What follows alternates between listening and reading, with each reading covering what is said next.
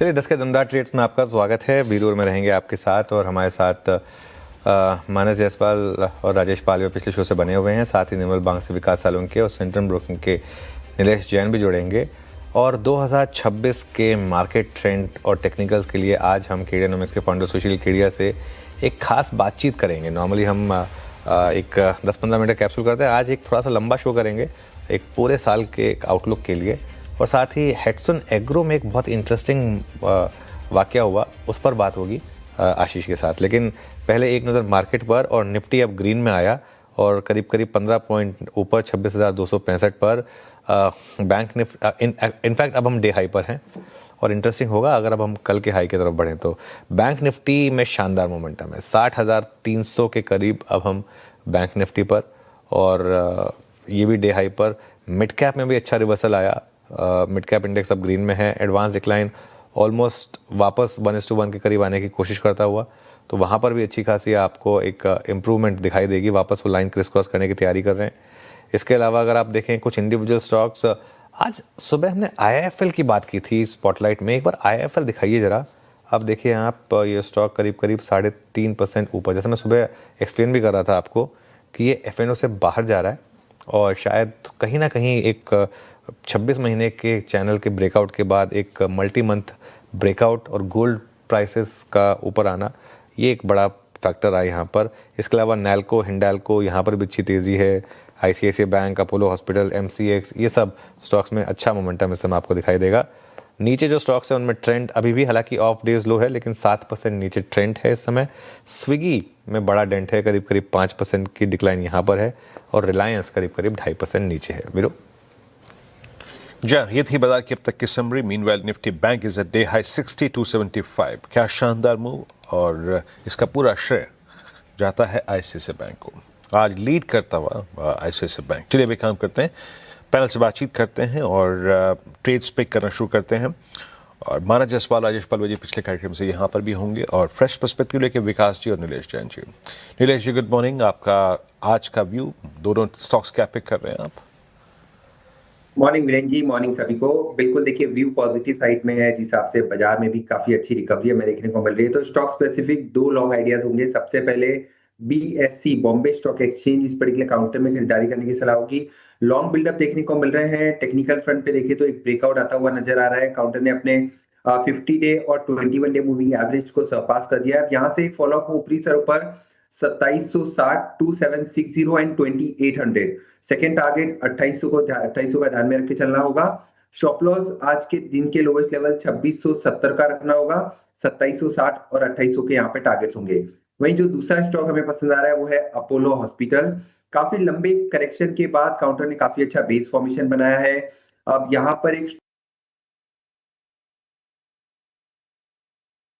Follow up move Apollo hospital में भी expect करके चल रहे हैं। 7450 से 7500 तक की अपसाइड यहाँ पर देखने को मिल सकती है। 7100 का स्टॉप लॉस रखना होगा। 7450 और 7500 के टारगेट यहाँ पर देखने को मिल सकते हैं। ओके, चलिए अब विकास जी के पास आ जाए। विकास जी, गुड मॉर्निंग, बताइए आपकी 2 ट्रेड्स। गुड मॉर्निंग अनुज जी। देखो, ओवरऑल मार्केट का सेटअप थोड़ा मिक्स लग रहा है। मेरा एक शॉर्ट और एक बाय कॉल रहेगा। बाय कॉल में कॉनकॉर मुझे स्ट्रांग लगता है, 528 के आसपास ट्रेड कर रहा है। 518 का स्टॉप लॉस लगाना है, ऊपर में 550 के आसपास के टारगेट यहाँ पे आते हुए देखने मिलेंगे। कल भी जाते जाते यहाँ पे एक अच्छा वॉल्यूम ब्रेकआउट देखने मिला था और एक अच्छा क्लोजिंग मेंटेन करते हुए देखने मिल रहा था। तो कॉनकॉर मेरा बाय रहेगा 550 के टारगेट के लिए। सेल के लिए यहाँ पे BPCL मुझे वीक लग रहा है। जो इम्पोर्टेंट वीकली और डेली में जो सपोर्ट थे 375, उसके नीचे BPCL अभी यहाँ पे ट्रेड करते हुए देखने मिल रहा है फ्यूचर में। तो मुझे लगता है यहाँ पे सेल करना चाहिए। 358 का टारगेट यहाँ पे इमीडिएट देखने मिल सकता है। 380 का इम्पोर्टेंट रजिस्टेंस देखने मिलेगा, तो 380 के स्टॉप लॉस से BPCL को यहाँ पे सेल करना है 358 के टारगेट के लिए। ओके, BPCL सेल 371 पे आपका। अब चलते हैं राजेश पाल जी के पास। राजेश जी, आप क्या पिक कर रहे हैं?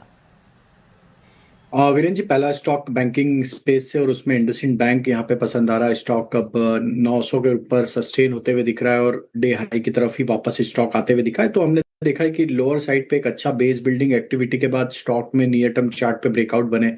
इंडसइंड बैंक फ्यूचर्स के टारगेट एक्सपेक्ट कर रहे हैं यहाँ पे करीब 930 935 की तरफ। On the down side stop loss रखेंगे करीब 899 के आसपास। दूसरा स्टॉक जो पसंद आ रहा है वो हमें लगता है यहाँ पे डिफेंस स्पेस से BDL भारत डायनामिक्स लिमिटेड को यहाँ पे फोकस में रखा जा सकता है। ये स्टॉक में जिस तरीके के सेटअप बने हुए हैं डेली वीकली टाइम फ्रेम पे स्टॉक ने ऑलरेडी एक ब्रेकआउट यहाँ पे रजिस्टर किया है, comfortably near term moving averages के ऊपर सस्टेन होते हुए दिख रहा है। तो यहाँ पे हम टारगेट एक्सपेक्ट कर रहे हैं करीब 1590 1600 की तरफ। On the down side stop loss suggest करेंगे करीब 1550 के आसपास। बिल्कुल, एक बार इंडसइंड बैंक लेकर आइए जरा चार्ट स्क्रीन पर वीरू। देखिए आज जितने भी ट्रेड्स प्ले आउट हुई है ना, उसमें अगर एक एक्शनेबल था तो वो इंडसइंड बैंक था। आपको याद होगा आज सुबह हम बात कर रहे थे कि अगर गिरावट आए स्टॉक में बिकॉज ऑफ क्वार्टरली अपडेट्स तो वो आपके लिए अपॉर्चुनिटी होगी। शॉर्ट बिल्कुल मत करिएगा, और एक्चुअली ये स्टॉक बॉटम आउट कर चुका है और अब यहाँ से ये बाय ऑन डिप्स का ही कैंडिडेट रहने वाला है। और मुझे बिल्कुल हैरानी नहीं है कि आज आप इस तरीके की लोअर लेवल से यहाँ पर रिकवरी देख रहे हैं। तो ये एक क्लियरली पॉजिटिव यहाँ पर। चलिए अब आखिरी दो कॉल, उसके बाद सुशील जी के पास चलेंगे। मानस जी बताइए आपकी दो ट्रेड्स। देखिए पहले तो डीबीज लैब पे खरीदारी करने की राय रहेगी अनुज जी। यहाँ पर स्टॉक ने 200 मूविंग एवरेज के आसपास बेस बनाया है। आज के पैटर्न को देख के लग रहा है कि नेक्स्ट मूव में शायद 6700 तक के टारगेट देखने को मिल सकते हैं। तो टारगेट 6700 के रहेंगे डीबीज लैब में, और स्टॉप लॉस 6400 के रहेंगे। जो दूसरा स्टॉक है वो एमसीएक्स का है, जहां पर स्टॉक फ्लैग पैटर्न के ब्रेकआउट के लिए बिल्कुल तैयार हो चुका है। आई थिंक एमसीएक्स में 2200 रुपए के स्टॉप लॉस से 2350 के टारगेट के लिए खरीदारी की जा सकती है।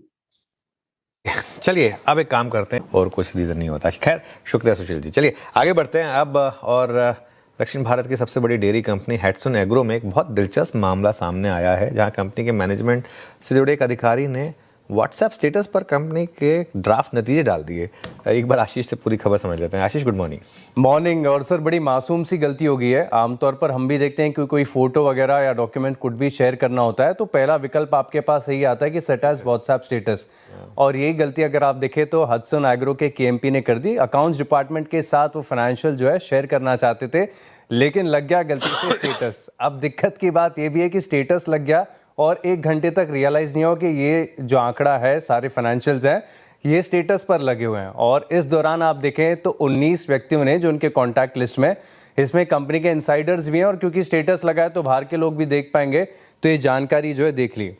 अब ये मामला दरअसल देखें तो 4 जैन का है, और शाम को 5 बजे लग गया। 1 घंटे तक रियलाइज़ नहीं किया, लेकिन जैसे रियलाइज़ किया तो कंपनी ने फिर जो केएमपी है उन्होंने डिलीट कर दिया स्टेटस को। और एक मिसाल पेश करते हुए कंपनी ने क्या किया कि एक्सचेंजेस को भी इसकी जानकारी दे दी और बता दिया। हालांकि कंपनी ये भी कह रही है कि बहुत ही प्राइमरी स्टेज पर ये फाइनेंशियल्स थे, ड्राफ्ट थे, पूरी तरीके से नहीं है, और काफ़ी सारी चेंजेस भी यहाँ पर देखने को मिल सकते हैं। लेकिन एक मिसाल कायम करते हुए उन्होंने क्या किया कि इंटरनल इंक्वायरी भी रखी हुई है, और साथ में देखें तो जिन 19 व्यक्तियों ने ये फाइनेंशियल्स देखे इनका डेटाबेस भी बना लिया और इसकी जानकारी एक्सचेंजेस को दे दी है। लेकिन बड़ा हैरत अंगेज मामला देखने को मिला। ऐसी गलती हुई है, आमतौर पर किसी से भी हो सकती है। आपसे भी हुई होगी कभी, है ना? हाँ, कई बार हो जाती है कि कुछ कहीं किसी और को शेयर करना है, किसी और को चले गया।